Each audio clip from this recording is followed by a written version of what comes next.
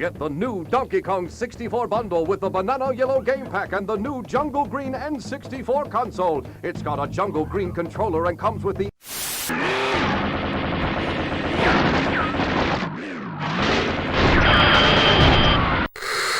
Yo, listen up.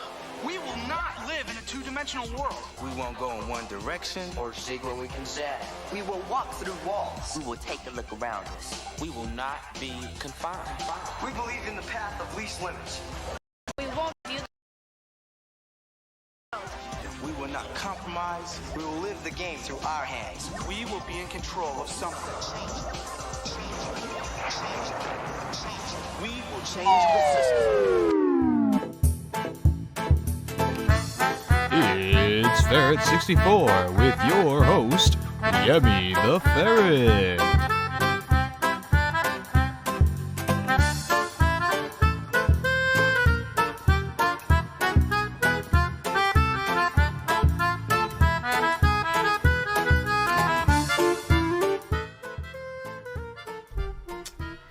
Hey, what's up everyone? It's me, Yemmy the Ferret, here with another episode of Ferret 64. That is right. How's everyone doing today? We're going live right now. There we go. We're here. All right. Whew, how's everyone doing today? Hope everyone's doing well. Everything is pretty hunky-dory over here. As you all know, giveaway going on right now. We just opened it. Giveaway going on right now for a game that I picked out of a hat. All right. Here's the weird thing. For some reason, my old podcast opening played, so the new logo was not updated on there. But you know what? That's just how it goes in the world of Yemmy the Ferret. Am I right or am I right? All right, let's start up some background music so I don't feel like I'm talking to myself. All right, how's everyone doing today? Hey, it's Greedy Waffles, and he's already in the giveaway. He's good to go. Hope everyone is doing good. Let's get this started, guys. Just to say, next week I believe there's going to be a Ferret 64. Hold on, let me double check my calendar.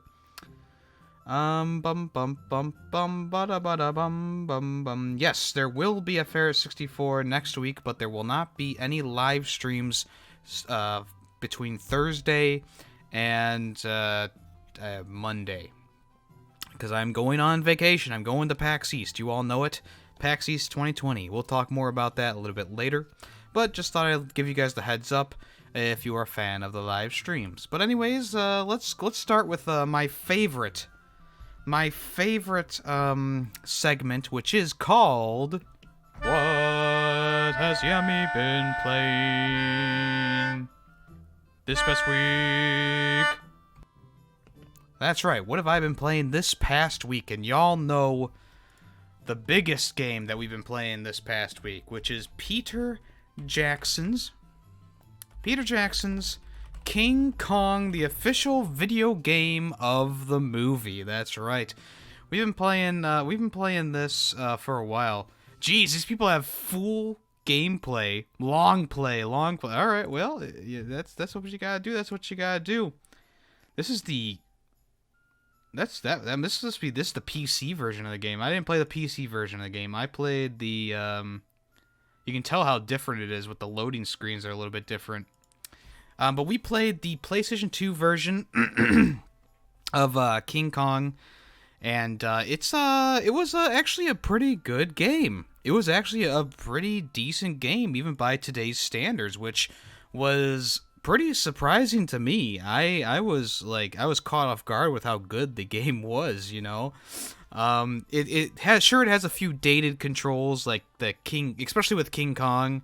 The controls are seen a little bit more dated than I would have expected, but yeah, it's still actually a very good game, even by today's standards. And I think that if they did a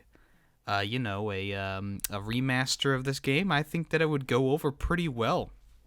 I think that this game could could ignite some more love for King Kong, especially with the new Kong versus Godzilla movie coming out.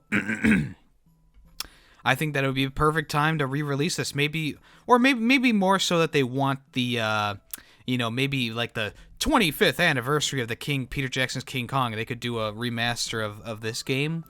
I don't know, seems unlikely, but you never know. Anyways, the game itself is actually pretty good. It pretty much follows along the events of the movie. Of course, it's a little bit different. I think it follows more of like the book rather than the movie itself. But still, it's a very fine game. It's like a fine wine, As it ages, it gets better. I don't know about that exactly, but it's still a fun game. So, if you didn't know, King Kong is Peter Jackson's King Kong has Jack Black in it and stuff like that, and they actually voiced the characters in this game, so that makes the game a little bit better as well. You actually have Jack Black and people, voicing their own characters and stuff like that. Whoa, the PC version has clips. Whoa. So, like I was saying, the game has actually aged pretty well, and I think that a lot of people who are fans of first-person shooters and stuff like that could still probably find a lot of enjoyment out of this game. Like I said, even though the controls haven't, they haven't aged as well as maybe I would hope that they would, I think that the shooting mechanics and stuff like that, spear throwing, it's all pretty well done. Level design could be... that leaves a little bit to be desired, of course, level design. There's a few levels where, it's literally just like seconds of gameplay. There's the one level where it's called like the cave or something like that, and it's literally just you follow Anne through a cave for like 5 minutes, and then she talks to King Kong, and she's like, "Oh, this is my friend Jack. He's okay." And then you move on, and the level ends. Like that's literally the whole level. But then you have some levels, like the one like that I'm showing now, and actually the level that's a little bit farther ahead of this one, where they go on for a while. There's the one level where you're kind of dodging the giant dinosaurs. I forget what they're called, brontosauruses or something like that. You're kind of dodging them a little bit, and you're trying to get through and get some fire, and you're supposed to get the fire all the way back and burn some things to get through. That level is a big level. It lasts for a while, and it's a fun level. Don't get me wrong, but still, it's like the ratio of the overall like time that it takes to do the levels is a little bit unbalanced, you know what I'm saying? I feel like some levels go on for forever, it seems. Then some levels are like, okay, you got to this area, you kill a few monsters or bugs or something like that, then you move on, and that's the end of the level, But luckily, it's not that big of a deal, I think that there's enough levels that are long or medium-sized that counter the short levels in the game, and I think that if you find the game for $5-10, at your used store, I think that it's a great pickup, and I think it's a perfect game to just relive the nostalgia of the old days. This game was made, I think this was a launch title with the Xbox 360, but it was also for PC and GameCube as well, and PS2, I think it came on PS2. And it's aged gracefully. It really has. It still plays great. I played the Xbox 360 version. I've played the GameCube version when I was a kid, and it was still fine. There are a few glitches that happened here or there, which you can find in the clip compilation that's going to come out this Friday. But those glitches were kind of funny. Like one where the water monster, I think they're kind of like crocodile cut type creatures. He morphed into a wall. That was kind of funny. But other than that, great game. Rating out of 10. Do I do out of 10 or do I do out of 5 for video games? Usually I do out of 5. So rating out of 5, this is like a 3.5. It's still a great game. I'll buy it. Some levels are short. It's still a fun game, and I think people can find a lot of enjoyment out of it even to this day. I don't know how the PC version is held up, but I can only speak from experience from the Xbox 360 version that we just played on livestream. The next livestream game that I want to play is Last of Us. I didn't put it up to a vote. Because I just want to play the game. I've started it several times, and I just have not been able to get through it. Whether it be because I and more, new games came out that I started to play. Like, I had it on PlayStation 3, right? I had it on PlayStation 3, and I started it like 2 times on PlayStation 3. One time, I played it, and I was like, oh, this isn't really for me. Then I went back to it a year later. I was like, I might as well restart the game, because I don't remember what happened. And then it came out it was like free for PlayStation Plus, but I had already bought it digitally for like $2 on a sale, and I reinstalled it back when the sale originally happened, and I didn't play it. And then I installed it and I played like an hour of it, and I was like, okay, there's new games coming out that I want to play. And then it came out for free on PlayStation Plus, and even though I already had it, I re-downloaded it then, and I played like an hour of it, and I was like, I got these other games that I want to play. Star Wars just came out, and I was like, I really want to play Star Wars. So this time that I start the game, we're bringing the PlayStation 4 upstairs, we're hooking it up to live stream, and we're playing it live, and I will get through it. Okay, I'm really interested in Last of Us Part 2, and as you guys know, I'm a sucker for third-person shooters, so I'm really interested in playing through The Last of Us for the first time on live stream. After that, I already have another game lined up as well, but I'll reveal that game once we get closer to finishing The Last of Us. Like I said on Discord, I kind of wanted to start a game that I need to get done. It's one of those games that's like, I can't leave it up to a vote. I have to get this game done. I have to get this game done. So, the voting will come back after we get done with The Last of Us. So don't be like, oh, you're not gonna do votes anymore. No, we'll bring back the voting system because I feel like that's a fair way of doing it, and really all the games that are in the vote are games that I want to play anyways, so it's like, whatever. But yeah, we'll continue that. Like, we'll get back on topic here. King Kong, like I said, if you haven't played the game before and you're interested in old school kind of first-person shooters, this is a good game. It's a great game to play around with. It's got some puzzle elements in there. The level design is good enough. I think that the game really, like I keep saying, it's aged very well, and I think that the controls and everything kind of holds up. The only thing that I would say is a little bit lacking is the facial animations. There's at the end of the game, Jack was just standing there, or it was Carl. Carl was standing there by King Kong. He was dead on the ground, right? He fell off the Empire State Building. Spoiler alert. And Jack, or Carl, was just standing there with this look on his face, and he was like the voice lines were happening, but his mouth wasn't moving. Then there's several moments where Anne is right in your face, and she's talking to you, and her lips are just kind of flapping, and you're like, this is not right. Like I said, if they do a remaster of this game, update the facial stuff, keep the voice acting in there, update some of the graphical qualities, I think this could be a top seller, but they're not going to do that. Like I said, it's a slight possibility that when the Peter Jackson's King Kong movie reaches a 20th anniversary or 25th anniversary or something like that, they might do something for it, but unfortunately, I don't think so. Although we got the Ghostbusters video game remastered, which I wasn't thinking was ever going to happen. So there's always hope, guys. There's always hope. Greedy Waffles knows which game is after Last of Us. All right, so let's move on to another game that I was playing recently, which is Modern Warfare. Modern Warfare Season 2. As you all know, Modern Warfare has had a little bit of a rough time, It's one of those things that it started off and I was kind of iffy about the game, and then with Season 1 they added in a few new weapons, and the Season 1 thing was it was really tough to get stuff done in the tier list because I didn't know if it was time based or kill based or whatever.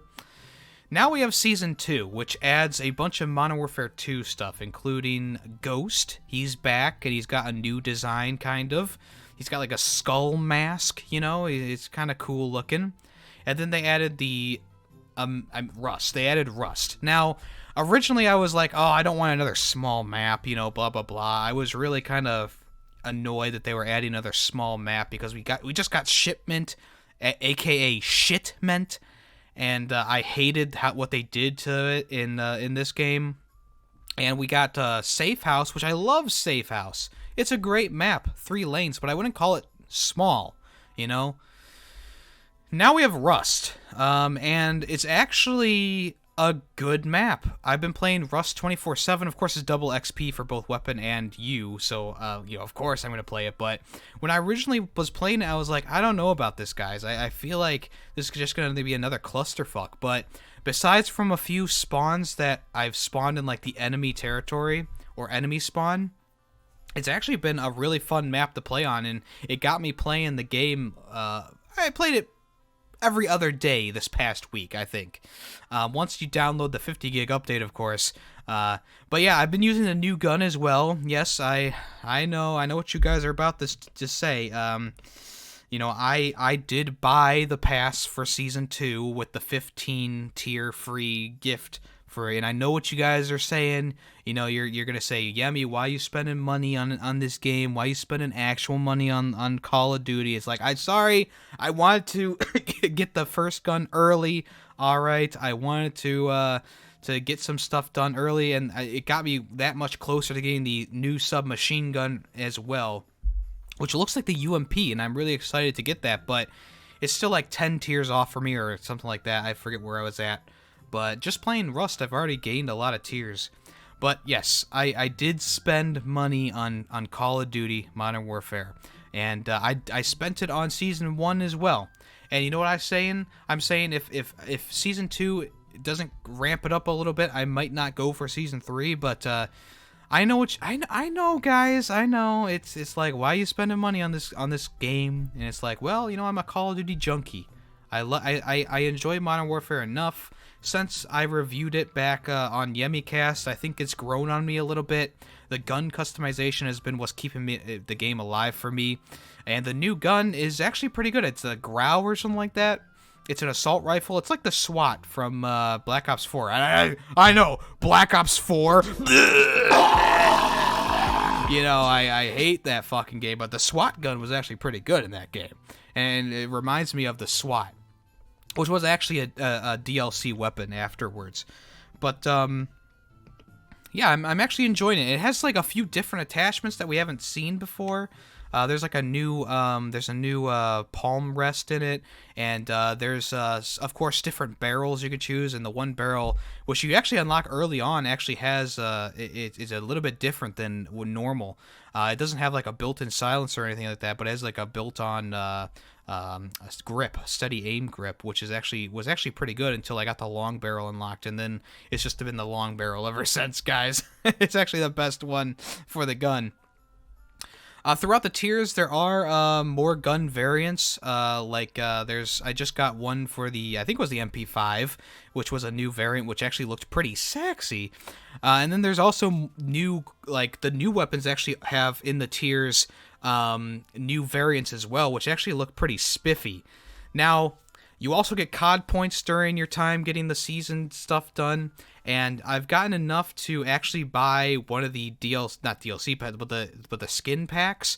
I'm not going for it yet because I want, you know, I bought the shark pack back in Season 1 when I accumulated enough COD points, and that was worth it. It had a little shark charm, it had a sticker, it had some weapon variants that were kind of cool looking because it was all shark themed. So I'm waiting for another one like that where I'm like really into it. So I'm going to keep getting the COD points as the tiers unlocked, but I'm not going to be buying anything until, of course, we get something cool like the shark pack again. Other than that, it's still Modern Warfare. You know, it's still Modern Warfare. There's still BS everywhere, but you know, I've been playing regular on Rust 24/7, and it actually hasn't been too bad. There's only been a few times where it's like I've unloaded like half a clip into someone, and then they turn around and bop me in the face, but it's possible that they were lagging, I was lagging, downloading something I didn't know of, whatever. Hey, Chaotic Punisher. Punisher, I've been meaning to cut the they had the doctor that I ordered on Fiverr for you. I've been meaning to cut the him saying, "Hey, hello, Chaotic Punisher," and making it a sound clip. Remind me to do that, because I've been meaning to do that for a while. But how are you doing today, Punisher? Hope you're doing well. I'm a Battlefield fan, too. I play more Battlefield 5 than Modern Warfare, but this past week I've been playing a lot of Modern Warfare because of Season 2. So I'm interested to see what's going to happen later on in the season. There's a news story coming up later that we'll talk about the, something that was dug up from the bowels of hell, it seems. So we'll talk about that later, but for now, just know Modern Warfare, pretty good. I mean, it's a COD game. What are you going to do? What's next on my list of games I played? Nio. I got a little bit farther in Nio. I'm not going to spend too much time talking about it because I'm still, getting through it. But we finally beat the Centipede boss. Hooray! And now we've moved on to the giant ass booger. It's that boss. The next boss I'm fighting is like 10 times harder than that freaking centipede. But what are you gonna do? What are you gonna do? I'm finished exploring the entire area, so really all I have to do now is go up against this boss. I don't remember what he's called, but he like spawns little boogers, and he's a big booger, and he's got like tentacles and stuff like that. It's really annoying, really annoying. Why you want to tease me with that crap? That's cool. Well, I used to play COD old games like United Offense and COD 4.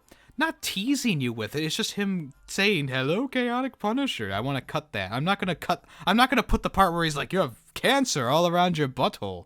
I'm not gonna do that. That's not what I'm talking about. There is a giveaway going on right now, guys. It's I posted the game name in Steam, Space Pirates and Zombies 2. It's a game that I saw that looks kind of interesting, so if you want to, you can get a free Steam game later during the episode. Alright, what else we got? I played a little bit of Ferret Scoundrels, which is a little pirate game featuring ferrets. As you know, I am Yemmy the ferret. It's a fun little game. It's a time waster game. It's got the same mechanics as like a Black Flag type game, except you don't go on land and stuff like that. You plunder ships, you get loot, you get cosmetics for your character, stuff like that. Not much to say about it right now. I'm sure once I play more of it, I'll get around to getting more of it. Also, I played a little bit of Enter the Gungeon this week. I'm still terrible at the game, so don't expect any big news. The only boss I seem to be able to beat is the Gatling bird, the Gatling eagle, whatever it is. So there's that. And then finally, the last game I want to talk about is called Armello, which is a game that Chaotic Punisher recommended me to get. I've only played the what's it called? The prologue stuff to kind of learn how to play the game. It reminds me a lot of Hand of Fate. It has like that Dungeons and Dragons type feel to it, because you're moving your character along these spaces. Some spaces are like forests, and if it's nighttime, you'll be hidden in the forest. There's spaces that have like towns on them that you can claim, which will give you money. There's spaces like, I think there's swamps that will damage you at one point. There's caves that you can go into that you can try and find things in, stuff like that. Each character has like a unique set of cards that they can use. It's interesting because there's some cards that give you boosts for like extra attack, extra defense, extra stuff like that. Then there's some cards that are, they're weird. They're like spell cards. And then there's cards that are like trap cards as well. You put them on different heroes and stuff like that. The main goal of the game is to befriend the king and take over the kingdom pretty much, which is interesting. It's a fun little thing to do. What else about the game? Armello. Oh, there's also mountains. I just noticed it here. There's mountains which cost 2 moves, which usually end your turn. What else about the game? Now, the combat's kind of iffy. I'm not a huge fan of the combat because you roll dice, and depending on the dice roll, you have X amount of attacks and X amount of defense. And I feel like I'm getting screwed with the dice rolls recently. But I guess the way to kind of boost your odds are to get more cards that increase the amount of dice you have for attack and stuff like that. Some cards will actually give you an attack move right away, stuff like that. Each turn in the game changes from day to night, so there's different things that happen in day and night, which is cool. There's different characters you can use, of course. There's right now, I've played as four of the main characters, and each one kind of has their own unique abilities, as Punisher says. I like the rat character the most, Maurice or whatever, the most so far. He's a little devious, little dubious kind of dude. Also, as you're playing the game, sometimes players and the king will actually put they're like traps on the map, and if you pass over them, you have to do like a game of chance. A bunch of little circles appear, and they spin around in a circle. And if you choose the one that's bad, then something bad will happen, or or you'll lose something. If you choose the good one, then something good will happen, or you gain something. The one that I failed at was probably the most important one, which is like giving the king the magical egg, or something like that. Let me get back to the king part of the game. So you want to win favor with the king. So as you play through the game, killing other characters, doing quests, getting the magical eggs will actually help you in getting represented in the king's court. And the goal of the game is to, of course, be able to control what the king decides or dictates. So when you have the highest respect from the king, they will you'll be able to choose between one or two options. Sometimes they're good options, sometimes they're bad options, but you kind of have to choose between the lesser of two evils at times. When other characters control those things, they can choose for bad things to happen, which is an interesting element in the game. So yeah, I mean it's not too bad. Right now, like I said, I've just done the prologue. I haven't really done any of the the campaign or free play or something like that. I haven't really done much of that. So it's so far it's a pretty decent game. I'm interested to play more of it, of course. There's a lot of DLC for the game, which includes like extra characters and stuff like that. So that's it's cool. It's cool. Every time you die, I forgot to say that, every time you die, you have to pick a new deck. So, that adds a little bit of a gamble to the game as well.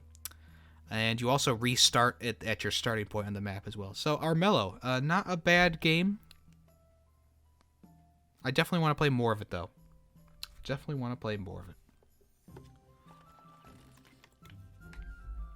Yeah, I think you collect 3 stones or whatever, and you can win. If you have more rot than the king, you can take over. Yeah, I get you. So yeah, that's everything I've been playing this week. I don't think there's anything else that I really had played. It was a decent week for gaming for me. I got farther in Nio. We finished King Kong. It's all that stuff. Yeah, you have to redraw cards, Punisher, when you die. I remember having to do that. I remember redrawing cards. Alright, let's move on. So we're going to get into the news. That's right, we're going to get into the news right now. Remember, there is a giveaway going on, right, Meow? If you want to, you can join into the giveaway. We're giving away a free Steam game. Right now, only Greedy Waffle is in the running, so he's got a 100% chance of winning. That's how many cards you can get. Okay, yeah, I gotta play the game more. I'm not a master of the game yet.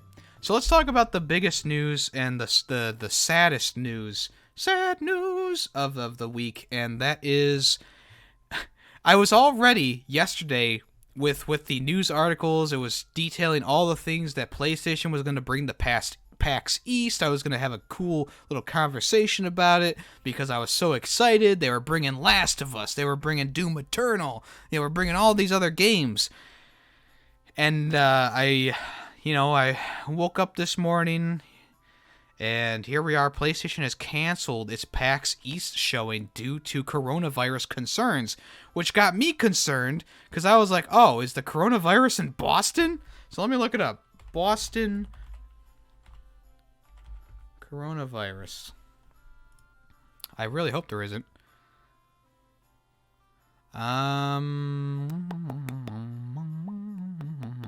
Massachusetts, there's been one man who returned from Wuhan who is officially in quarantine. It was the first case of coronavirus, which was in 2019. But yeah, I mean, it's not like it's the place is stricken with coronavirus, you know. So, coronavirus, whatever. You know, I don't think they should have pulled out of PAX East because of this. I mean, there's one case confirmed in Boston, and it's a guy who lived in Wuhan and came back from Wuhan. I think Sony's pulling out for a different reason. I'm not sure what the reason is, but it's kind of it's kind of shitty. You know, I was really excited to maybe play some of The Last of Us if the lines were short enough. You know, I already recorded a Fubar Ferret episode expressing my I was like, yay, PAX. But yeah, just days after announcing that they were going to come to PAX with The Last of Us Part 2, Final Fantasy VII Remake, and Doom Eternal, they canceled their plans to attend the convention, which is, of course, next week. In an update on the PlayStation blog, the company writers said, today, Sony Interactive Entertainment made the decision to cancel its participation in PAX East in Boston this year due to the increasing concerns of the coronavirus. We felt that this is the safest option as the situation is changing daily. We are disappointed to cancel our participation in this event, but the health and safety of our global workforce is our highest concern. You know, it's so weird because like I said, there's only one case of coronavirus in Boston, and that was in 2019. You know, I don't know. It's one of those things that's like, there's got to be a different reason that they're pulling out. I mean, I don't know. When I go to PAX East, am I going to contract coronavirus? Is that what we're doing here? I'm going to be in Boston walking around, and I'm going to get, like, coughed on, and then that's going to be it. That's going to be it for the old youngster. I'm going to be quarantined in my own house. You know, there's going to be plastic bubble wrap everywhere, you know. I'm going to be in a bubble wrap suit myself, you know. Oh, boy. Is it fear tactics? Are they trying to make me not go to Boston? Like, is that what they're trying to do? I already paid for my ticket. I don't know. But anyways, big news there. Concerning news, of course. I'm not going to cancel my vacation. I've been waiting for this for a while now. And I don't think that it's a serious enough thing that people should be pulling out of PAX East. I mean, no one else has pulled out of PAX East. So I don't know. Have you thought about Randy? He's gonna be with his grandma over the weekend, so he'll be fine. All right, let's move on. Here's more news. More news, guys. Super Smash Brothers. There is another season, Volume 2 of Fighters, coming, but this is expected to be the final DLC for the game. And there's actually no future Smash Brothers games in the works or in the thoughts as of right now. There's nothing planned to have another Smash Bros. After the Ultimate, Smash Brothers Ultimate. So, on Twitter, Push Dustin came out and said, Famitsu column for Sakurai has leaked. Here are some key takeaways. 6 additional fighters are being made for Smash Ultimate. After that, there are no plans for a Smash Ultimate, so it's almost finished. In further translations, Sakurai notes that he and Nintendo are not currently planning any future entries in the Smash Bros. Series, so it's unclear how and if the franchise will continue beyond the upcoming Fighter Pass. Sakurai plans to give his all with the development of these final 6 characters and says that he wants to keep working to make other people happy. So, essentially what I heard was that these next 6 characters are going to be all, like, what people have been requesting for years. These going to be getting characters that people have been wanting for years. So, I mean, we already have Banjo-Kazooie and stuff like that. But we'll see what's coming up. You know, people have been asking for that guy from Super Mario RPG, whatever he was for a while. Waluigi as well has been one of those ones that people have wanted. Even though he's an assist trophy, I think that they could edit the game and take him out as an assist trophy and add him as a real character. I don't know. Anything will beat another Fire Emblem character, alright? I think we're all on the same page there. But yeah, Super Smash Bros. Ultimate, kind of interesting. I don't know if I'm going to buy the pass for this time around. I mean, I barely play the game anymore as it is. Even though I enjoyed the game, it was one of my favorite games the year it came out in 2018.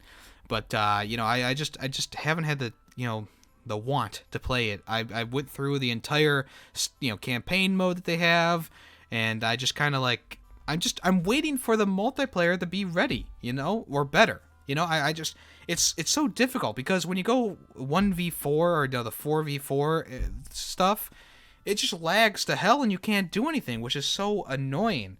The only way to play the game is 1v1, and in those scenarios, I just I fail miserably. I fall off the map constantly. I love playing as Diddy Kong. Diddy Kong's my boy. But I haven't gotten back to it in a while. I don't think I've even played as the last DLC characters, the last two DLC, Hero and what's their face? Aeleth or whatever it is. I haven't even tried them. I just haven't been up to the task of playing Smash Brothers lately, but hey, I got a plane ride coming up, 2-hour plane ride. So we'll see if I play some more Smash Brothers. Alright, there you go. Sonic movie. I talked about Sonic movie during today's episode of Fubar Ferret. If you want to hear more about my thoughts on it, you can check that out. It's actually been confirmed that the Sonic movie has overtaken Detective Pikachu in the opening sales. So I don't know what that says about the fans of Pokemon versus the fans of Sonic, but it's made $65 million in the North America opening weekend. And it's a box office hit. It beat out Birds of Prey, Fantasy Island, The Photograph, and Bad Boys for Life by at least 40 million.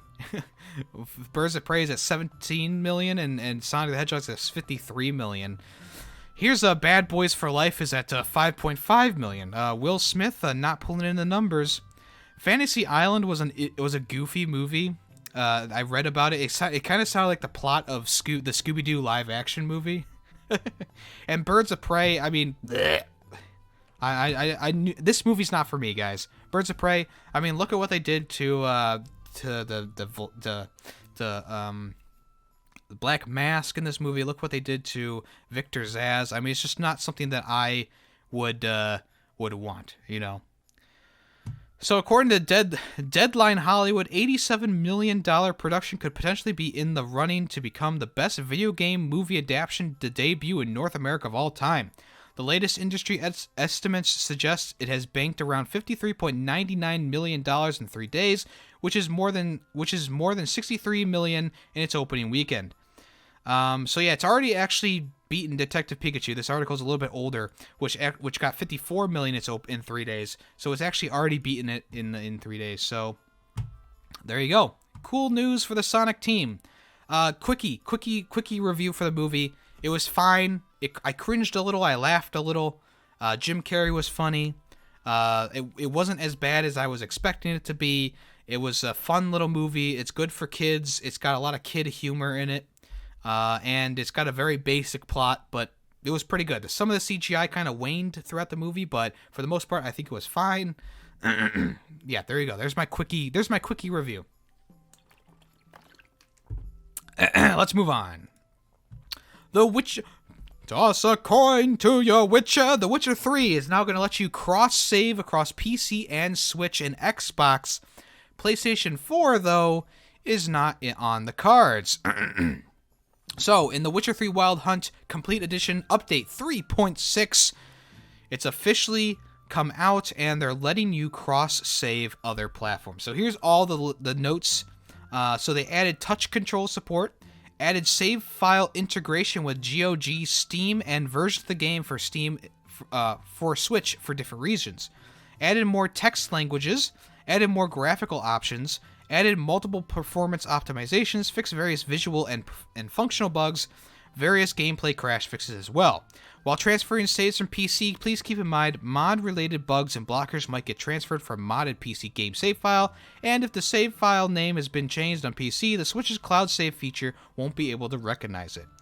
They came out in a statement saying among the features introduced in the update 3.6 is save file integration with Steam and GOG, allowing gamers to continue their PC adventure on the go as well as HUD, menu, and Gwent touch control support. Additionally, the update expands the range of available text language options for selected regions. But we already went over that stuff. So, good news for fans of The Witcher who have played on, on the PC for their lifetime, and they want to transfer their save over to the Switch. You can do it. You can do it today. All right, we got Animal Crossing. Animal Crossing Direct has been announced for February the 20th.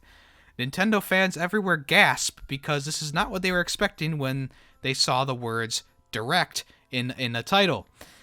So there's an Animal Crossing Direct coming February 20th at 6 a.m. Pacific Time, 9 a.m. Eastern Standard Time, which is going to be about 25 minutes live streamed new Animal Crossing New Horizons news, which is going to feature an in-depth look at Nooks Inc.'s Deserted Island Getaway Package. And they've also confirmed that the museum is back. I don't know what that is, but there you go. For European listeners, it's going to be 2 p.m. UK time, 3 p.m. CET. And I already read the numbers for North America. So New Horizons is about a month away now, and there's still a lot of things that we want to know about the game, of course. There's some people who are just fans of Animal Crossing. They don't care. They're just waiting for the game and for information. But there you go. Animal Crossing Direct incoming tomorrow. So if you're listening to this on Friday, you missed it. Oopsie. Also, there is a new coral-colored version of the Switch Lite, which is going to release on the same day as Animal Crossing New Horizons. Jesus Christ. It's been confirmed for Europe, North America, and Japan. So it's a new color. It's like a pinkish color. They call it coral. It's a pinkish color. They're obviously trying to capitalize on the girl gamers out there, right? So Nintendo of America came out and said a new splash of color joins the Nintendo Switch Lite lineup. The vibrant and playful coral Nintendo Switch Lite arrives on 4/3. So the other colors are yellow. There's like a greenish kind of aqua color, and then also grayish black color. And now they got the vibrant and new coral color. There you go. Anything else you want to add about that, Yemmy? No, don't care. All right, Metroid Prime 4. We've been hearing a lot of news about it, and they've added a new hire. They've hired Super Lucky's Tale and Crisis 3 designers. Two very different games, but new Super Lucky's Tale? That's pretty good.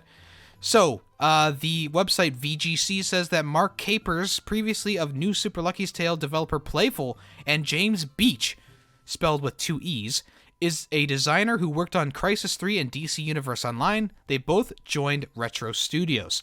The news follows a string of new hires from Retro, which include the Donkey Kong Tropical Freeze lead designer Stefan Dupree and the Halo series creator modeler Kyle Heffley. The report notes that both Capers and Beach are set to work as environment designers in their new roles in the company. Retro's job page is also still advertising a lead animator, senior designer, and many more. So this tells us that the game still isn't in working order yet. There's still things to do for the game. I think it's still in the development, early development phase. It really wasn't that long ago when they said that they were scrapping what they had and changing over to Retro Studios for the Metroid Prime 4. So this just tells me that they're still modeling things. They're probably still doing artwork and stuff like that. So we'll see in the future what becomes of Metroid Prime 4. They're adding a lot of big players to the studio. So I'm thinking that they're going to go for more of it's got to be more of I don't know. It's gonna be sci-fi. That's all we know, right? It's Metroid. It's gonna be sci-fi, which is cool. Obviously, I think they're gonna go for more of a wide range of different play styles, right? I think there's gonna be platforming sections and where you're Samus as a ball. You're gonna be platforming around.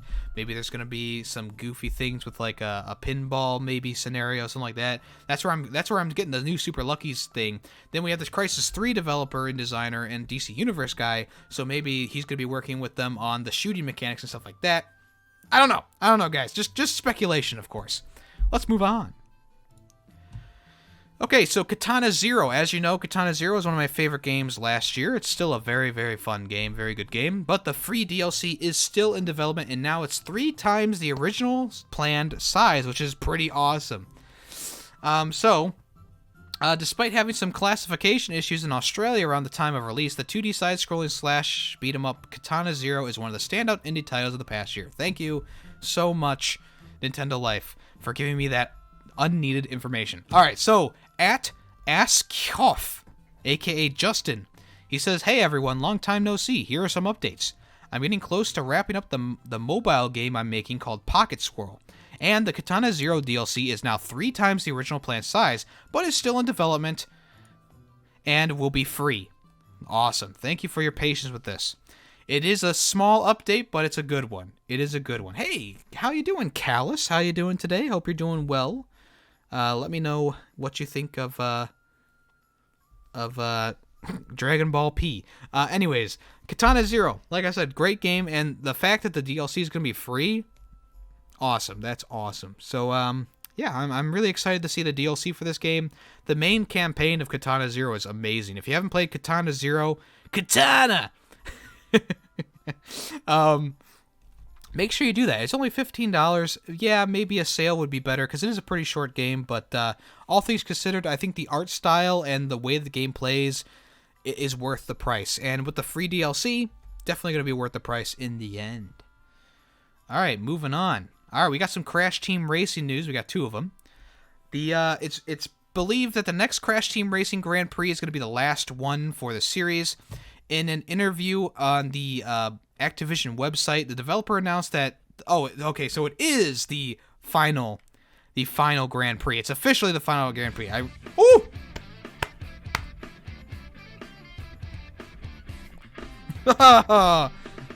Oh, we got a raid.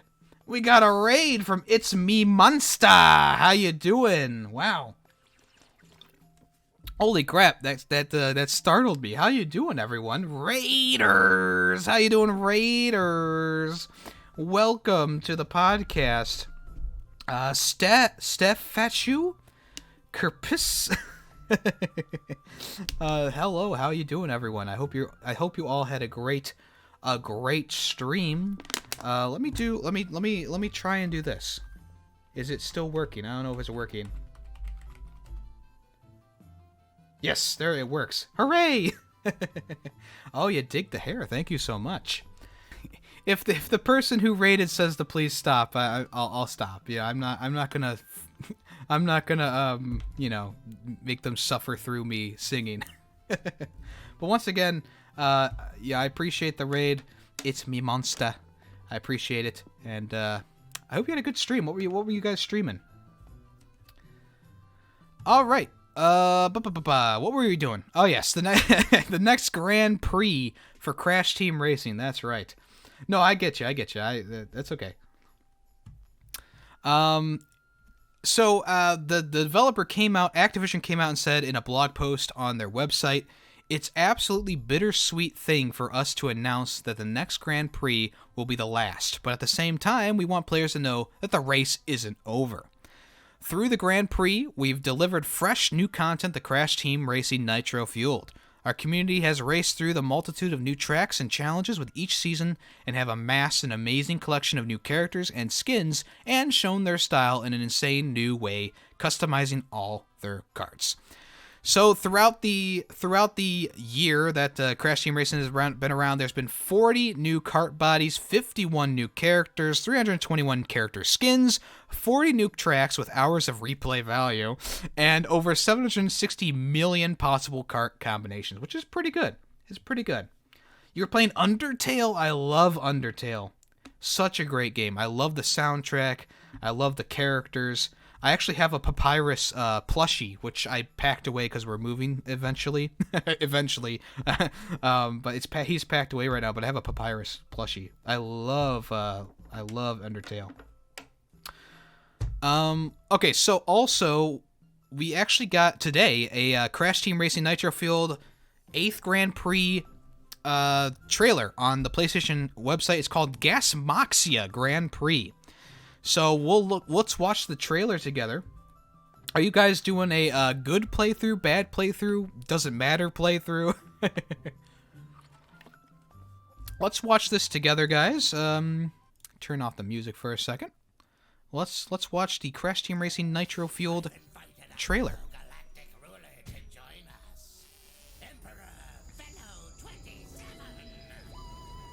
Is that loud enough? I think that's loud enough.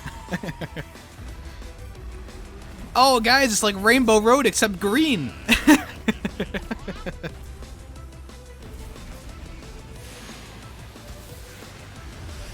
You gotta love the music. The music's popping.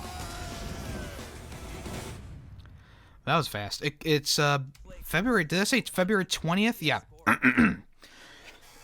Excuse me. All right, so it's gonna run from the 20th of February through the 22nd of March. The Gasmoxia Grand Prix is gonna be the final Grand Prix in the game. So let's look at the details of it. There's going to be new characters and skins. We have Astronaut Kong, Broctopus, Buccaneer Amy, Corsair Liz, Raider Magmi, Space Spyro, ooh, new cart and wheels. So there's a new Velo chopper cart and atomic wheels. Those look kind of cool. New paint jobs and I said stinkers. New paint job and stickers. Lots of new paint jobs and stickers. And one of them is like a mutated pizza and a hamburger that's green. Kind of looks like the Pretty Patty. Also, new challenges. Daily, QuickTime, weekly, themed pro challenges. And new Grand Prix rewards, which is going to include the new character and the pirate skin for the new character. Champion and signature cart decals also available. So that's cool. That's cool. I'm glad that they're still working on Crash Team Racing. We'll see what they're going to do in the future, you know? We'll see what they're going to do in the future with the series. Like I said, this is the last Grand Prix, so we'll see what they have planned for future updates. Maybe they're going to take away microtransactions. I don't know. I've been kind of skipping out on Crash Team Racing recently. I need to get back to it. I really enjoyed the game. It's your first playthrough, so you don't know, just floating through it? No worries. No worries. You know, I always believe that when you do a first playthrough of the game, just do what you want. Don't worry about what other people say, you know, just kind of play the game as you would play it. When I played through the game, I was pretty pacifist for the most part, but I did kill a few characters because I was just playing through the game, you know. But yeah, hopefully, how far are you guys through it? Are you far through, or are you just starting out? I forgot to turn on the music.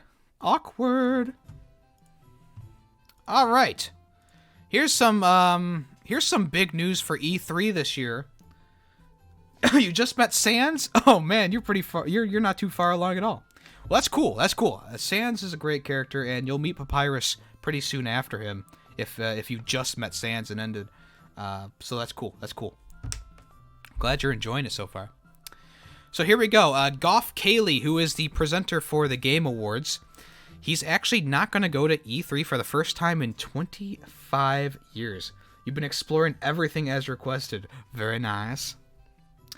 So, as you all know, PlayStation has opted out of E3 this year. EA is doing its own presentation that's not officially a part of E3. Nintendo has been just doing E3 Directs for the past few years. They haven't actually been showing up to the show to do anything super massive. And Goff Cayley, who has, I mean, he's a veteran of the video game industry. He's a very good presenter. He's decided to just kind of skip out on E3 this year. He came out on Twitter at Goff Cayley and said, I wanted to share important news about my plans about E3. So, a statement from Goff Cayley on E3. For the past 25 years, I have attended every electronic entertainment expo. Covering, hosting, and sharing E3 has always been a highlight of my year. Not to mention, a defining part of my career.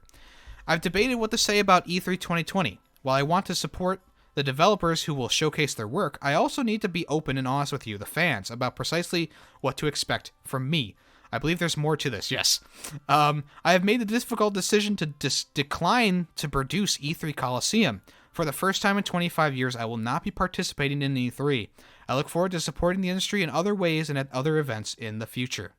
If you have questions, I'm happy to answer them here on social media.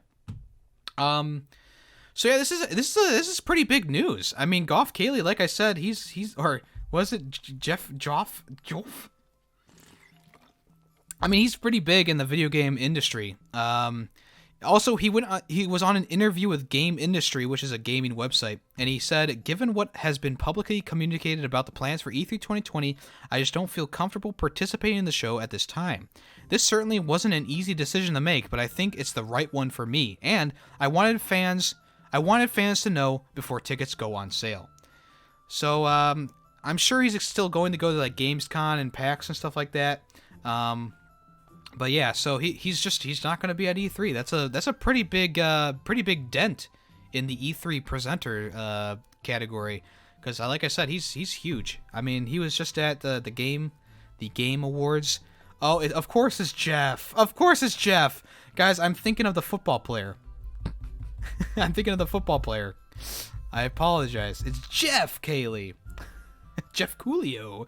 John Cornelius. So anyways, sad news for E3. E3 is still a big show, but it's mostly the Xbox show, right? Xbox has won last year, I think, in my eyes. And I'm sure they're going to come out with even bigger and better stuff this year, including the Xbox One X is going to be there. I guarantee it. So, you know, E3 is just, it's kind of petering out, but also I think it's still big enough that, you know, it deserves a spot in the news cycle. But I think they need to make it more available to the public. You know, I just like PAX and Gamescom and stuff like that. I think that they need to open it up more. It needs to be more accessible to the public and not just for, like, you know, interviewers and content creators and stuff like that. Okay, see ya, Chaotic Punisher. I hope you have a great day at work. Try not to work too hard, my friend. I think Half-Life 3 is going to be the next E3. It could be. You know? Half-Life Alexis is kind of like 2.8, right? Because we've already had 2.5 with the episodes. Yeah, I did see that the PS5 they're struggling to get it make affordable for the public. I think it's going to be the same price as the PS4 when it originally released. I think they're going to be able to do that, but you never know. Yeah, of course, with the release of Alexis is perfect, but are they going to do it? They're probably going to keep it a meme. Also, if you guys didn't know, we are doing a Steam giveaway, a free Steam giveaway. The game is called Space Pirates and Zombies 2. So I'm giving away that game. It's a Steam game. I'll gift it to you. If you want to enter the giveaway, it's !giveaway. Alright, so as I stated at the beginning of the podcast, I had some more news about Modern Warfare, and that is that the Battle Royale mode has been leaked. The key art for the game has been leaked, and it's called Call of Duty Warzone. As you see from the picture, it looks like that ground war map that when you're in a city, and you can see Ghost is on top of a destroyed chopper, and there's a bunch of people in different uniforms around him. This is just, you know, it's something that was inevitable, I think. I think Modern Warfare was already set up to have a Battle Royale mode. I mean, you can open and close doors, which is a big thing, right? But I think that the gameplay in general has been leading up to a Battle Royale mode. And it's one of those things that's like, it was inevitable, right? It's just like Endgame, Marvel's Endgame. This was inevitable. But yeah, the key art was leaked, and it's titled Warzone, which obviously is a little bit different from Black Ops 4. People are also predicting, excuse me for the cough, I'm still getting over the cold a little bit.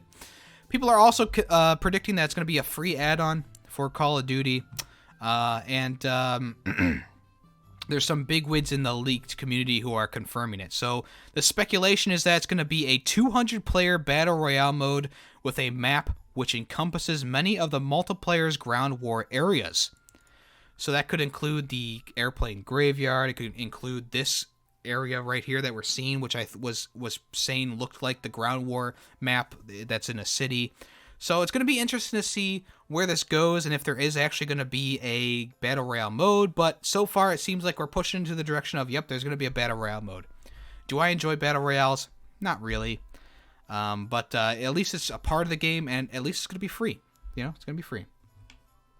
If the PS5 isn't $3.11, I ain't getting it. Well, I don't think you're going to be getting it. If it ain't $3.50, I don't want it.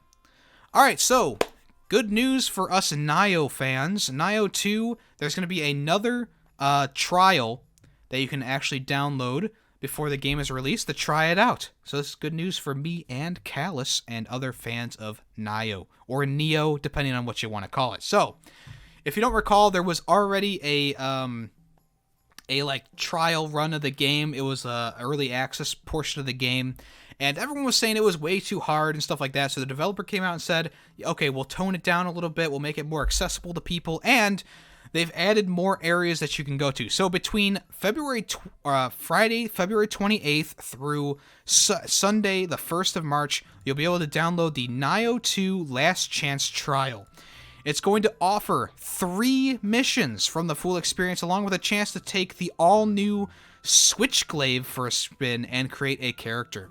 Your game progress is not going to carry over. So if you beat a boss and you're like, whoo, good thing I'll never have to do that again, you will have to do that again.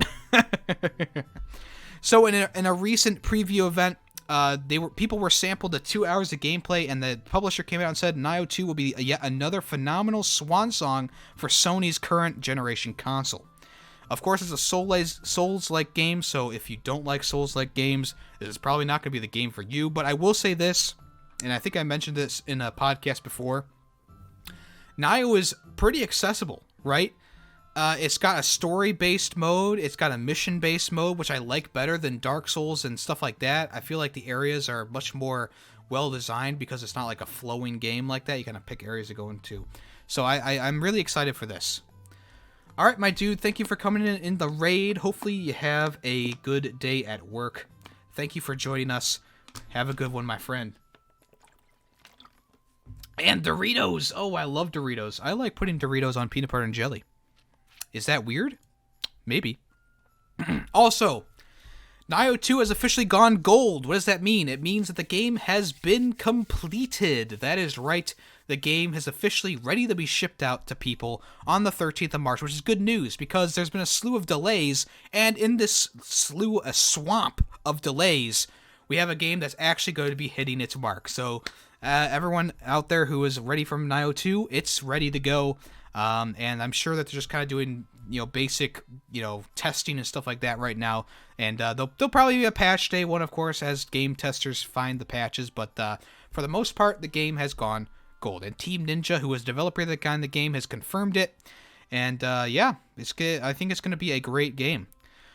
So Team Ninja has opted to fine-tune what it already has rather than reinventing the wheel, and it's going to be all the better for it.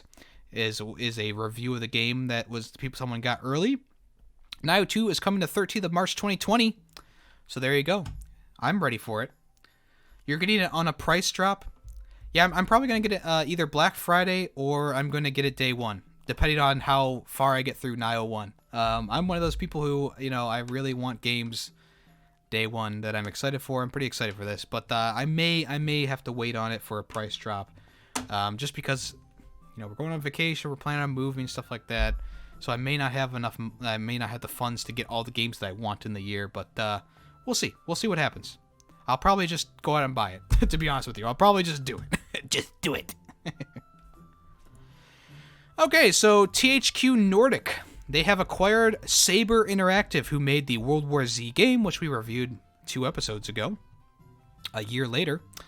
So THQ Nordic has purchased Saber Interactive for $150 million.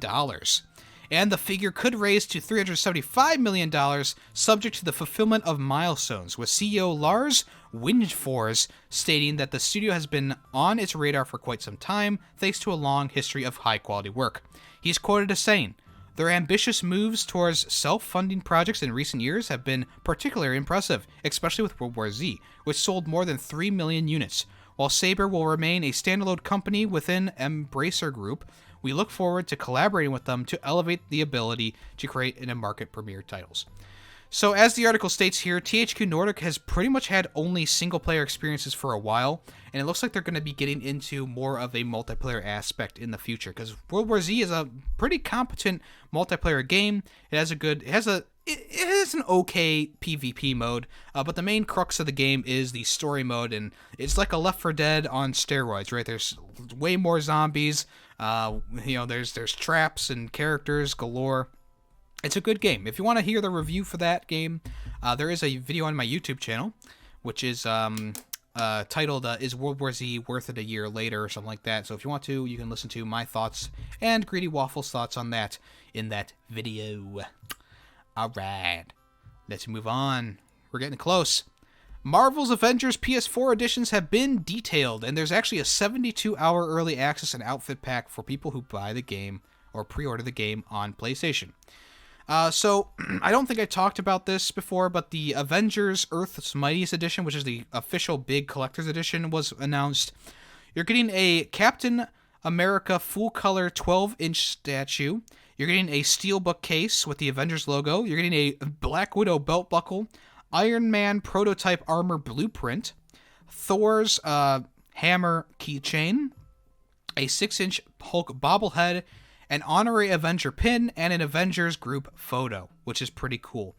This edition, I felt like the Captain America statue should have been bronzed because that's how it is in the game or in the trailers we've seen, but it's an interesting one. I'm not going to be getting it, of course.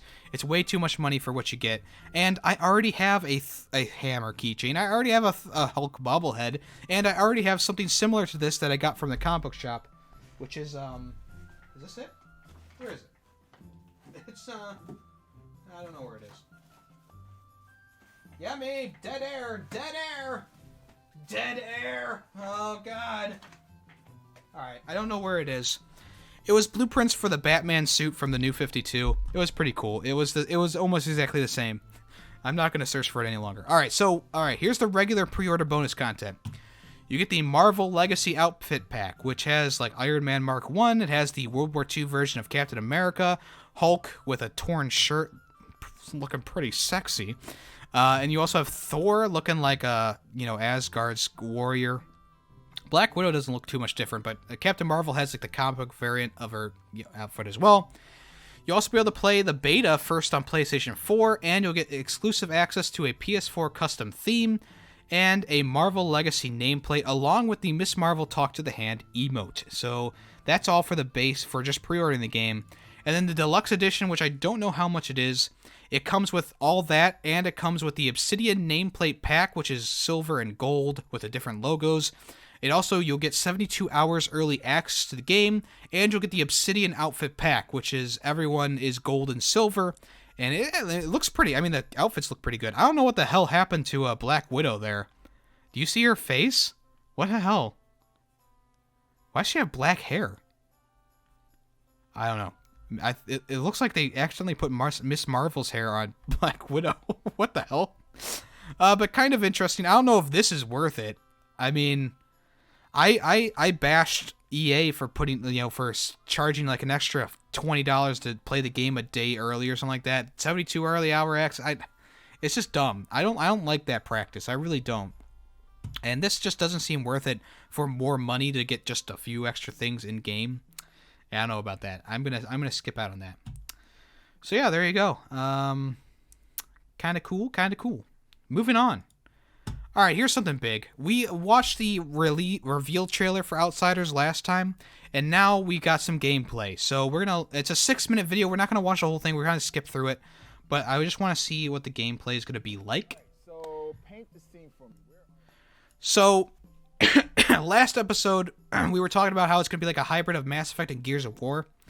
It looks exactly like I was expecting to look. Third-person gameplay. He's in cover right now, shooting at troopers. He's got some teammates, 2 teammates with him. Okay, we don't want to see the interview. So it's kind of like third-person Destiny. Kind of looks like a third-person Destiny vibe going on. It definitely has Gears of War type cover system to it.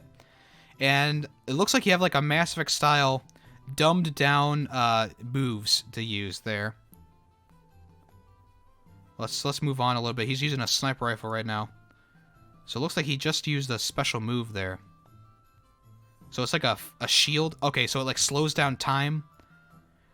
And he used a big laser sword, kind of like, and he just disintegrated those guys. That was kind of cool. Let's see what else we got. This guy's using a shotgun. Like I said, it looks very Gears of War, Mass Effect-y, Destiny, kinda. Third-person Destiny. That was weird. It kind of like skipped animation there. That was weird. It looks a little basic, I will say that. It does look a little basic. Let's move. Let's see if there's something different here. Looks like there's a hub world. Definitely looks like Destiny or Anthem. Sorry I said it, guys. Sorry I said it. There's like RPG elements. We're looking at shoes right now. The guy who sells the shoes is very lifelike, guys. I gotta say, just that blank 1,000-yard stare.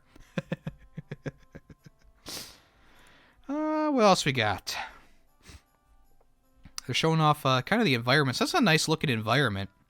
Of course, it doesn't look good on the video because we're streaming and trying to stream video. You know, back to cover and shooting enemies from cover. It looks like you can do blind fire as well, which is nice. Yeah, I mean, overall, you know, it looks a little basic, to be honest with you. Oh, shit, he just got fucked there. He used the shotgun blast to shoot the guy in half. I don't know. I mean, it looks interesting. I think it's going to be another one of those run-of-the-mill type games, though. I mean, besides from the disintegration stuff, I mean, the graphical style looks like a hybrid between Destiny and Anthem. And then the gameplay looks like a hybrid between, like, Gears of War and Mass Effect. Not, like, the best gameplay I've ever seen, reveal I've ever seen. Hopefully they'll flesh it out a little bit more. But this is supposed to be a PS5 game. I'm getting vibes from Watch Dogs. Remember when Watch Dogs was supposed to be the next-gen experience and it was just kind of, like, shitty? That's what I'm getting from this game. It's supposed to be a PS5 game, but there's nothing, like, overly amazing about the graphics or anything like that. But, you know, whatever. You look at this day one, let's face it. I mean, probably, you know. I'm in the video game news world, okay? I need to get games day one, you know? I gotta be able to play them and give my thoughts on them, you know? Anyways, let's move on. So we got a, this was weird. Warface, which is a first-person free-to-play shooter. It was launched on the Switch for free, of course, and it was a surprise launch. It was a surprise launch. It came out, I believe, Tuesday it came out. Yeah, I mean, nothing really to say about Warface. It's a very basic shooter-type game. If you've ever played that Black... what was it called?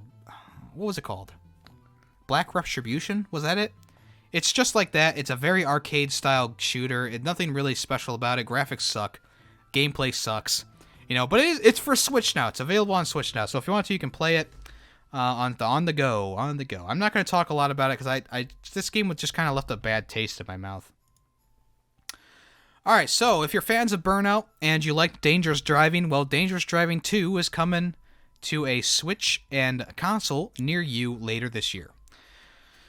So, in a press release, the developer behind Dangerous Driving said it's going to come holiday 2020, and they said that Dangerous Driving 2 will truly be our best game yet, delivering new features our fans have been clamoring for, such as Nintendo Switch support and split screen. Building on innovations we as game makers are passionate about, including interactive music and emergent game modes, as well as addressing the areas we weren't happy with the game before, with the last game. Last game got okay reviews. I think that some people are a little bit too harsh on it. I mean, it is an indie developer that's trying to do like a Burnout clone, you know. So I mean, I wasn't as harsh on it as a lot of people. I just thought it was an okay game. You know, it wasn't amazing, wasn't the best thing ever. But Dangerous Driving 2 is supposed to have an open world area that you can go to. You'll be able to play with friends, and yeah, I'm interested to see what's going to come of this. Dangerous Driving 1 is available now, of course, and Dangerous Driving 2 coming in holiday 2020. All right, so we got some upcoming games to look at. This game perked my ears up. It's called Pumpkin Jack, and they just did the announcement trailer. Let's watch together for the first time. Pumpkin Jack announcement trailer. Let's see what this is all about. I'm excited. I've been hearing good things. It's coming Halloween 2020.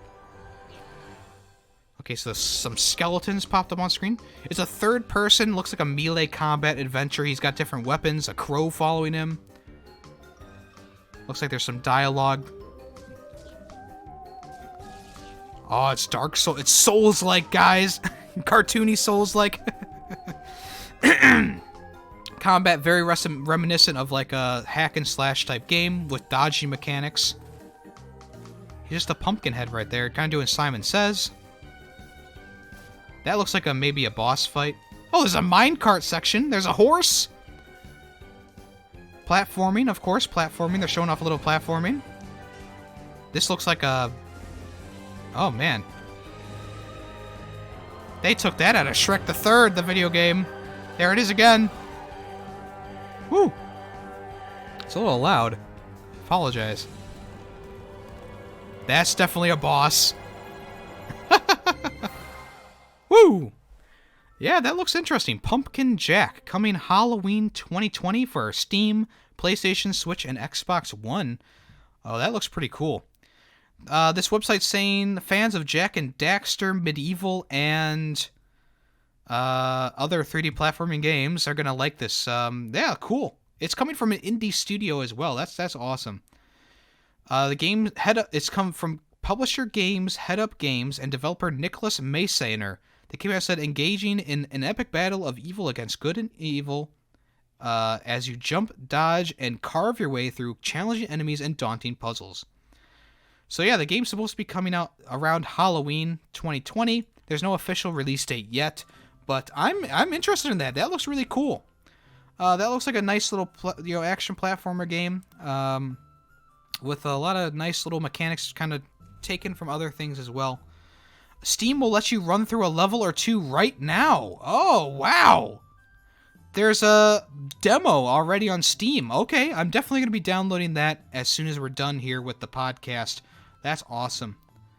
Let's see what Steam says. So, Pumpkin Jack is a spooky 3D platformer in which you embody Jack, the mythical pumpkin lord. Dive into an epic adventure through overworldly landscapes and help the evil annihilate the good.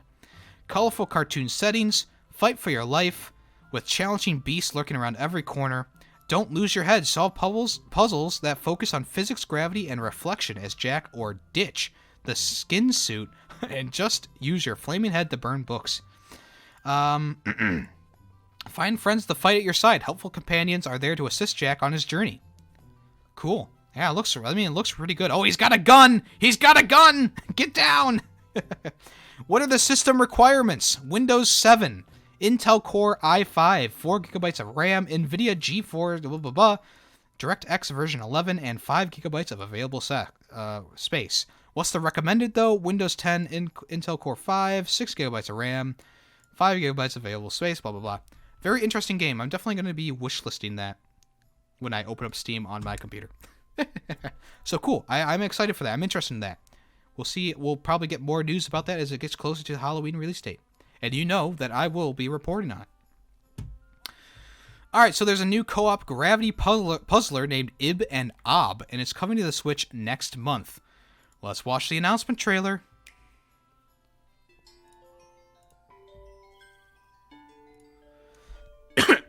Okay, so...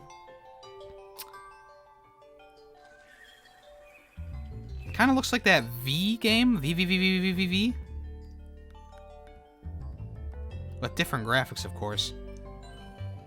Okay, so when you go through the little, like, white speckles, you change gravity for your character. Pre-purchase, 15% discount. I mean, it kind of looks like a fun little game. Like I said, it's very reminiscent of other games we played in the past, like, you know, Thomas Was Alone and stuff like that. So it says that there's going to be 15 levels in all with 8 hidden worlds to discover. You can explore them either with a friend in local co-op or by matching up with someone else online. Steam reviews are very positive for the game when it launched back in 2014, so it's not something totally new, I guess. So yeah, it's going to launch on the 5th of March on Switch and I believe other platforms as well. And it looks like you have to have 2 people. It's definitely a co-op game. Don't worry, the giveaway is coming. This giveaway is going to be at the end of the podcast. We're not doing it in the middle this time. We're doing it at the end.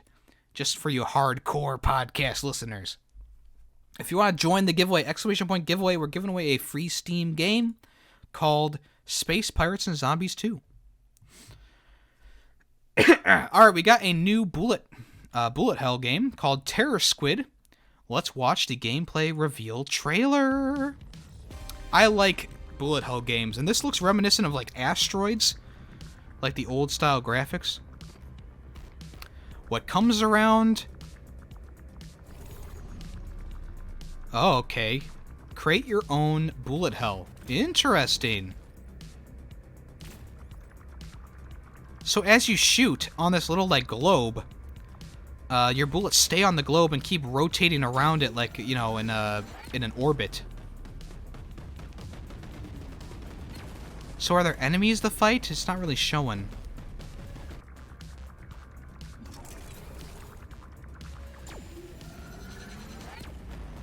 I'm not sure what's happening.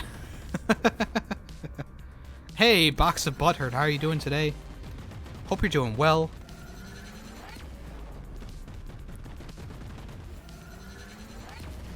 So he's got like some major bomb thing going on there. I'm not sure what the point of the game is, though. Terror Squid. Yeah, I'm doing good. Thank you for asking. Become Terror. So that's going to be launching on the Nintendo Switch and other platforms as well. Oh, geez. I don't even want to watch that trailer. Creative director Sven Sever Lustvin. He came out and said, it's such a simple premise, but we fine-tune it to have plenty of tactical score-chasing depth, and playthroughs are brief and tense enough to feel like an epic odyssey in the span of a minute. The true terror is how much time you'll procrastinate on work playing the damn thing. So the game is going to be coming out in 2020. No info about price or anything like that. But yeah, I'm not sure what the main goal is. Let's see. The goal is to survive as long as you possibly can, desperately trying to avoid being hit by the projectiles you just fired. So it must automatically fire projectiles. That's what I'm guessing. So yeah, looks like an interesting game, and we'll see what comes of it when more is revealed. Box. Also, we're doing a giveaway right now. Exclamation point giveaway. You can win a free Steam game on the PC, which I can gift to you. If you want to join in on that, you can. Alright, No Man's Sky got a new update called Living Ship. Living Ship. Let's see the trailer. Load, damn it. There we go. I've seen things. A few things before. Oh, that's kind of weird. They got like tentacles everywhere. Left the sun and moon behind. Yeah, we're doing a giveaway box. We're doing a giveaway. If you want to press enter in the giveaway, it's exclamation point giveaway for a Steam game. If you have a Steam account, you can win. Planets. Rich So, like, resources. So is that like a living planet then? Is that what they're kind of going for? Battles to be fought. There's like a planet in a gravity sphere or something like that.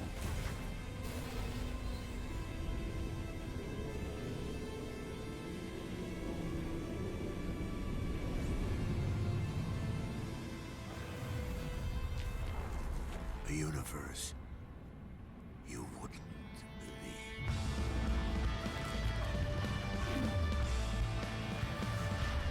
Huh.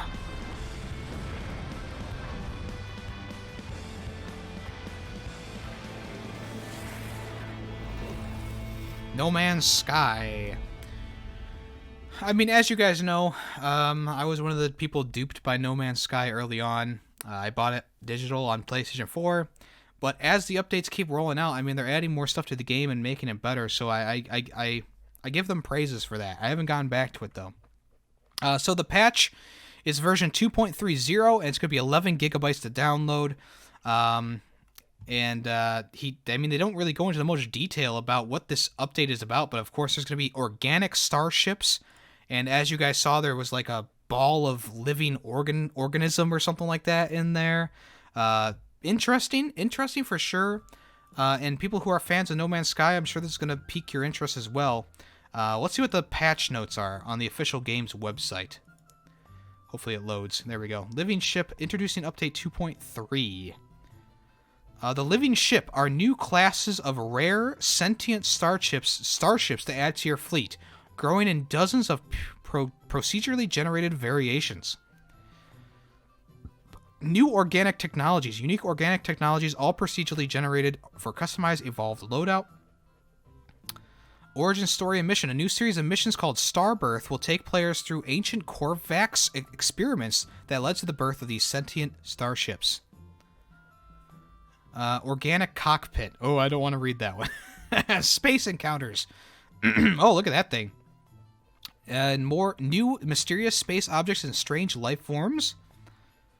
Space NPCs. New space NPCs will hail your commander in space. Or communicator in space. I read that wrong. Yeah, it looks like a bunch of new stuff. So cool. Cool beans for the fans of No Man's Sky. Sounds like a new Zerg. Not sure what that is. Alright, finally for today. What's coming to Xbox Game Pass for console this next few months? So, February 20th, you're getting Ninja Gaiden 2. February 25th, you're getting Kingdom Hearts 3, Xbox One X Enhanced version. You're also getting 2 Point Hospital the same day and Wasteland Remastered. February 26th, you're getting Yakuza 0. February 27th, Jackbox Party Pack 3. Also, you're going to get it March 13th, you're going to get State of Decay 2 Juggernaut Edition for Xbox One and Windows 10 PC. And you also get Age of Wonders Planetfall, Black Desert. You'll get 10% off Xbox Game Pass membership. You'll also get February 19th, the Kingdom Hearts 3 Remind DLC. And February 25th, you're going to get Ark Survival Evolved Genesis. What's leaving Game Pass? Fallout 3, Just Cause 4, Rise of the Tomb Raider, Snake Pass, Elder Scrolls 4 Oblivion, Batman Return to Arkham, Arkham City, and Batman Return to Arkham, Arkham Asylum. So there you go. I have not played StarCraft. I apologize. What is that? Box of... Okay. So yeah, there you go. There's your lineup for the Xbox Game Pass for console coming up soon. I have heard mixed things about Kingdom Hearts 3. I've heard only good things about Yakuza 0 and Ninja Gaiden, of course. 2 Point Hospital console version. Have not heard anything about that because it hasn't come out yet. Jackbox Party Games, always fun. And Wasteland, never heard of that game. Have not played it myself. So there you go. All right, guys. While you look at the desktop photo of my dog, let's finish up the giveaway. And it's a box with some hurt in it. Where is that giveaway? There it is. Giveaway. We're gonna close the giveaway. If you are in the giveaway, there's 5 people in the giveaway right now. You must be here to win the game. Just saying. Pick a winner. Greedy Waffles. Greedy Waffles, if you are here in the chat, let your presence be known you have won the game. If you want to keep the game or give it to someone else, we can redraw. Or you can keep the game for yourself. You greedy, greedy bastard. Greedy Waffles, you have 5 seconds starting now. 5, 4, 3, 2, 1. Alright, we're pulling another name. Pick a winner. Just Callus. Just Callus has won the giveaway. Callus, if you want the game, let us know. If you want the game, let us know. You have 5 seconds starting now. Do you want to keep the game, or do you want to give it to someone else? 5, 4, 3. No one's responding. Callus, 2, 1. All right, Callus has lost the game. Next up, in the giveaway, pick a winner. It's me, Monster. It's me, Monster. Are you here? Are you in the chat? It's me, Monster. You have won the giveaway. Are you there? You have 5 Hey, Briar. How you doing today? Callus was in the middle of an online race. It's me, Monster. It's me, Monster, not there. All right, we're pulling another winner. Chaotic Punisher, we already know he's not here. Hey, the winner is Box of Butthurt. Congratulations, Box of Butthurt. Are you there in the chat? Speak now or forever hold your peace. Give it the callus, he says. All right, we'll give it the callus. Okay. How you doing today, Briar? I hope you're doing well. You missed the giveaway, unfortunately, and you also missed the whole podcast. All right. Well, thank you, everyone who tuned in to this episode of Ferret 64. This is episode 4 of Ferret 64. Thank you to It's Me Monster for the raid. I appreciate you. And everyone who followed the stream, Dark Shadows Worlds, It's Me Monster, and I think that was it, actually. That's it. So, also, thank you to everyone who's lurking. Thank you to Sparkist for being here. Box of Butthurt, Briar LaCroix, Just Callus, Greedy Waffle, Chaotic Punisher, Kerpis, It's Me Monster, of course, we already mentioned. Who else was here? Steve Fachu. Steve Fachu. Who else? I think that was it, right? Greedy Waffles. And, yeah, that was it. So thank you everyone who came by. And once again, thank you to everyone who's lurking as well. I appreciate you too. Don't you worry. I love you all. Yeah, so we're going to go ahead and do a raid ourselves. We got 6 people in the chat right now, and that's a pretty good amount. So let's go ahead and do a raid if you guys don't mind sticking around for that. Let's see who's live. Zaffa Geek. We could raid Dr. Disrespect, everyone. Let's see who else we got. Final Fantasy February, shooting for some colors, hopefully. All bosses, main game, no hit. Let's see what this guy's doing, an art stream. That's interesting. Yeah, let's go ahead and raid this guy. He seems pretty cool. So we're gonna, if you guys want to stick around for the raid, just do hashtag Ferret Raid in the chat when we do it. Oh, donk. All right, there we go. So, thank you once again to everyone who came to the stream, to the podcast. I appreciate you all. As you guys know, going on vacation next weekend, so I won't be around too much, but, you know, I'll be here in spirit, I suppose. Friday, new clip compilation coming Friday. Tomorrow, we're starting The Last of Us on live stream, so if you want to, you can join us for that. This weekend, we're doing a stream on Saturday, and then Sunday will be clips from this podcast. The archived version of the podcast will also come out on Saturday, so if you want to check that out, you can. All right, once again, thank you everyone who came by. I am Yemmy the Ferret, and I am out of here. Goodbye. Thank you once again.